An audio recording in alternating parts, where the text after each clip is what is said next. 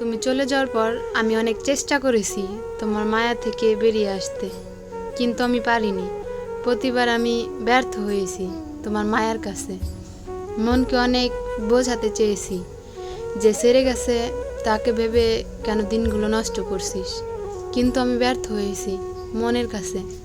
আমি কিছুতেই তাকে বোঝাতে পারিনি তুমি আমার হবে না, তুমি আর আমার নও, তুমি এখন অন্য কারোর। মনের সাথে চোখের সম্পর্কটাও যেন খুব গভীর। তাই তো তোমার কথাগুলো মনে হলে তোমাকে ভেবে সে কাঁদতে থাকি, কিছুতেই তাকে থামানো যায় না। নিজের ঠোঁট চেপে চোখ দুটির দৃষ্টি সম্পূর্ণ মিলে দিয়ে চোখের আয়তন বড় করার চেষ্টা করেও আমি ব্যর্থ হয়েছি। তবুও চোখের জল আটকাতে পারিনি, সে তোমার নামেই ঝরে পড়েছে। মাঝে মাঝে কি মনে হয় জানো, আমার নিজের দেহ, অথচ আমার কোনো বারণ সে শোনে না। না শোনে আমার মন, না শোনে দুনয়ন। নিজেকে খুব শূন্য শূন্য মনে হয়। খাঁচা থেকে পাখি উড়ে গেলে শূন্য খাঁচাটা যেমন থাকে, ঠিক তেমনই বেঁচে আছি আমি আর শূন্য দেহ নিয়ে। যতবার আমি দূরত্ব বাড়িয়েছি ততবার আমি আরও বেশি কষ্ট পেয়েছি।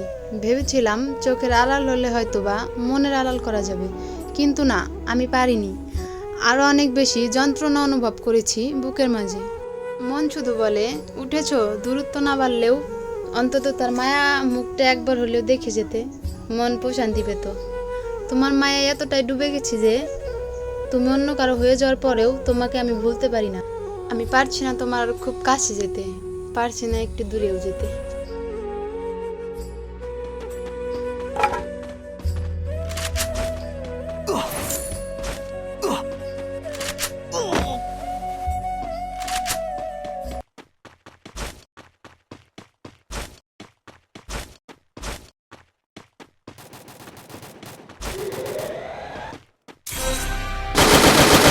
Killing spree!